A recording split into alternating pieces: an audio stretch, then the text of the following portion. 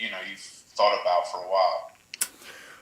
Well, I think the biggest thing for me is this is for us. It's a must-win playoff football type of mentality because we're in the hunt for the playoffs, and you can't let a game like this go and expect to go to the playoffs. So first things first is I want to win just to make sure that we get ourselves the opportunity to go to the postseason. But naturally being a competitor, you play at a team for 3 years. You know all the guys. I'm looking forward to the matchup. I've been in contact with a bunch of the guys over there just because in football you develop a brotherhood, a friendship. So a lot of those guys I'm real tight with. So it's gonna be fun competing and talking trash along the way and having some fun. With the whole team. Hey, Calais, this is Childs Walker with the Baltimore Sun. Just tell us, how is the calf doing? I mean, did you feel better on Monday than you had the previous week? I mean, it doesn't feel like it's coming along.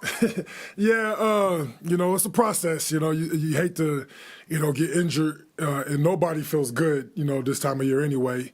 But the week before, it definitely hurt a little bit more. This week, held up a little better. I'm still making progress. Still got some room for improvement. But, I just felt like I was able to go out there and try to help the team win.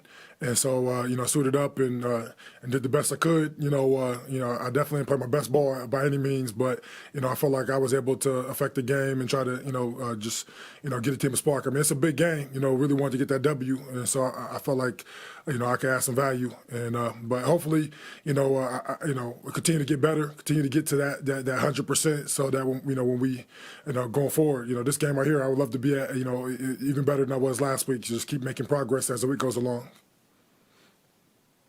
Let's talk covers SI. The team went 0-3 without you in the lineup when you were ruled out. And for a guy who's been pretty durable throughout your career, was it pretty frustrating being on the sideline, sort of watching those 3 losses? And did you see anything where when you came back you thought they could improve? Well, yeah. Anytime you have to watch your team, play on the sideline, it's frustrating. And then especially when the team loses, knowing that you feel like, I personally feel like I can make a difference. Just the energy and just like getting the guys, together, in certain situations, the special situations, making sure that we're focused and locked in. That kind of, just that leadership quality that you can't do when you're not in pads. It's kind of hard, So that was probably the biggest thing. You never want to be on the sideline watching. You want to be out there, and I've always considered myself a very durable and dependable guy. But you can't. I mean, injuries happen. It's just part of the game, and you do everything you can to get back as fast as you can and as healthy as you can without risking re-injury. And that's the biggest thing. I felt like, with me, I would have loved to come back earlier, and it made a difference, but it just didn't feel good enough. And even now, I watch the tape, and I'm like, okay, anytime you play, that's one of the rules I always say. Like, no matter if you're hurt, whatever you're going through, if you step on that field, you gotta be the best version of you gotta be able to sign your work. No matter nobody's gonna say, oh, that guy's kind of hurt, so you gotta be able to sign your work. So anytime you decide to play through something, it's no excuses. You got a job to do, you got to get it done. And it felt good to get these last couple of W's. After losing 3 straight, my mindset is, even though I'm not 100%, roll my sleeves up and try to help my team get a W because these games are crucial, and it feels good to scratch out these last 2, and hopefully we can keep it going. Latest, this is Garrett Downey with Ravens Media. Obviously, you were Walter Payton Man of the Year. Bradley Bozeman is the Ravens nominee for that. Just how deserving is he of that, and what are your thoughts about Bradley as the nominee? Yeah, I was very excited for him, just watching him this year and seeing some of the stuff he was doing. I knew he had a good chance because, he was doing a lot of stuff in the community, and I'm new to the community, new to the team, and I'm trying to just find my way around and, as far as doing stuff in the community and stuff. And, I started asking questions, trying to figure out, the lay of the land. And, you kept hearing his name come up and stuff that he was doing and where he was at. And you just knew that he was really involved in the community doing, a great job, off the field. And then obviously on the field, he's been playing great for us. We're running the ball I mean, we're the number one run team out there, and and the way he run blocks, man, he's downhill, moving creating space, moving guys off the line of scrimmage, and it's fun to see. So he's very deserving. He's a great guy. I know that he's gonna represent this organization and that award very well. And I mean, and this it's cool because when you get nominated, even if you don't win it all, you get a pretty good check to do more, to be able to help more people and stuff. So he's a really good guy. I'm very proud of him. Hey, Calais. It's Aditi with the NFL Network. I have two as related to kind of a couple weeks ago. First, you talked about being 100%. What about post-COVID? Do you still have any symptoms from that or any lingering effects, or do you feel like that's 100% behind you?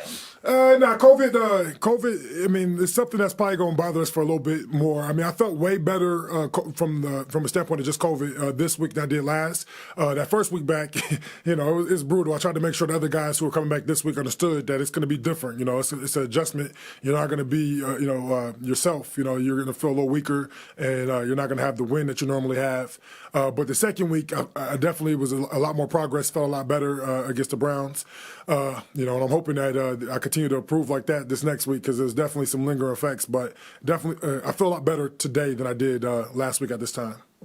Okay, great. And then so everything that you all went through, especially prior to that Steelers game, and then how tough all of the sort of replacements and call-ups played against the Steelers, do you feel like that had any sort of galvanizing effect afterwards? I mean, what we've seen the last 2 weeks, do you think watching those guys play meant anything, or is that making too much of it? Well, I mean, I knew that this team is gonna fight. We have a very talented and hardworking crew. I mean, our we have a team full of guys who are made up of just hardworking, blue collar, whatever it takes to get the job done type of guys. And so, I won't say that, them playing hard against the Steelers and, almost winning, without so many of us and having to deal with whatever, all that COVID stuff, and really, I expected that. I didn't expect anything different. I wasn't surprised. I knew that the team was going to fight and try to win the ball game, and, it was just an opportunity for more guys to get on the field and show what they can do. And so all it did was create more confidence and belief in our depth and the guys we have in this locker room. And the mental toughness, just over that whole situation, not knowing when you're going to play and who's going to be available and all that stuff. All that does is just it builds mental toughness and a belief that hey, whatever we have to go through, we know we can handle it and still go out there and find a way to give ourselves a chance to win a ball game. Hey, Calais, this is Jameson from ESPN. I know in the league there's this 24-hour rule where you don't let that win linger beyond a day. But from your experience, how tough is it to go from a game, that emotional game that you just won on a short week, and playing a team that everyone expects you to be? Well, I think that the hard part is that it's hard to win in the NFL, period, and to go and play Monday Night Football 8 p.m. and then to get home at 3 o'clock in the morning. On that emotional high, you have to really that next day that you have to really, great. You have to have a day off so you don't come in and you don't do meetings and stuff like that. But you just take it 24-hour rule though. We study on our own. We talked about it short, today with our virtual meetings, and then we move on. And this is the NFL, and this game is just as important as the last. So even though it's not a division game, no, it's still a game that is 100% necessary for us to get to where we want to go. We're focused and locked in. I don't, the outside world and what the expectations are, that's for you guys. For us, this is a game we see as a must win. We have to lock in and play our best football because this team, like any other team, can beat anybody. They can go out there and put up 30 and dominate any opponent. It's the NFL. It's hard to win in the NFL. Take a couple more here for Calais. Hey, Calais, Mark Viviano from WJZ. Want to tap into your veteran experience and something you have a personal tie to. It was just 3 years ago. You were on a Jags team that beat the Ravens 44-7 in London, and you played in the AFC title game that year. 3 years later, the Jags are 1-12. Could you speak to what that says about the fleeting nature of things in this league and how nothing really is guaranteed? Yeah, from a standpoint of from football, when you get the opportunity, you have to take advantage of it because you never know when it's going to come again. And that's kind of being on that team and going to the AFC Championship game, and we're up 10 with 5 minutes to go or whatever. It's just like you got to find a way to win that ball game because in this business, it's the only thing that's guaranteed is change. You're going to have new teammates. People who are there are going to be gone. It's just how it goes. And you got to take advantage of the opportunities when they come, and that's why I try to make sure that this team understands this opportunity to go to the playoffs, to win these next couple ball games, really this next ball game, to have an opportunity for the next couple, is so crucial. You don't get this opportunity all the time. You have to earn it. And we did. We were in a position. We put ourselves in a position to have a chance and make these games in December matter. And that's a big first step. But our only goal is to host that trophy at the end of the year. And so we have a long way to go. It's it's a lot of hard work. But everything we want is right there in front of us. So we got to take it one game at a time, one day at a time, and earn the right. Because for most of the veterans, we have a lot of veterans on this team. They understand that the windows, the opportunities are short-lived, and you have to take advantage of them when they're there. This is Brian Mink from Ravens Media. Kevin Richardson with the Baltimore Sun. I know you've gone through COVID, you've gone through an injury. How would you assess your play or grade yourself so far this year, your first year with the Ravens? And are you anywhere near your goals that you set for coming out, becoming a Raven? Well, I think at beginning of the year, started out getting the feel for things. I really started to find my groove, and so I feel like I was starting to play some really good football, and then hurt my calf, and the last couple ball games, they weren't my best ball games, but at the same time, I'm out there, trying to find a way to help the team win a ball game, and we won the ball game, so I felt pretty good about where we're at.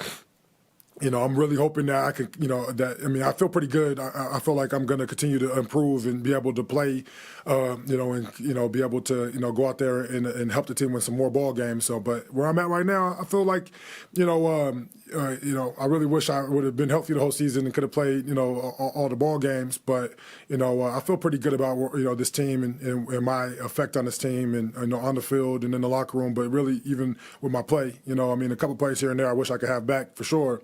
But I feel like this has been a great year. It's been a great place, and honestly, I feel like the best is yet to come. I can't wait to see what the future brings. I feel like these next couple weeks, and then hopefully going to the playoffs. You're gonna see my best ball come out of me. We'll close it out here with Ryan Mink.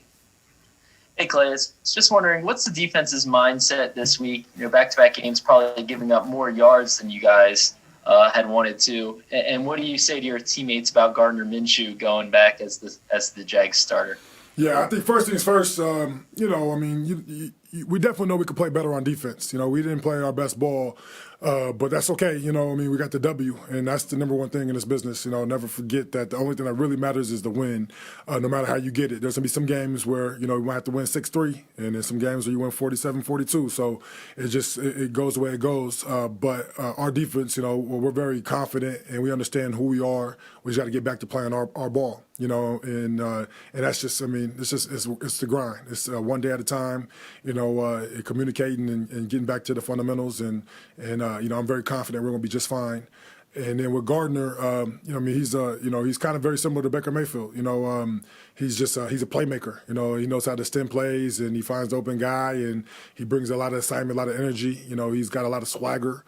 He's just, he's a football player. That's kind of one of those things I think is kind of underappreciated. But just some guys who are just good football players find a way to make plays in the football world. And so, if you look at him,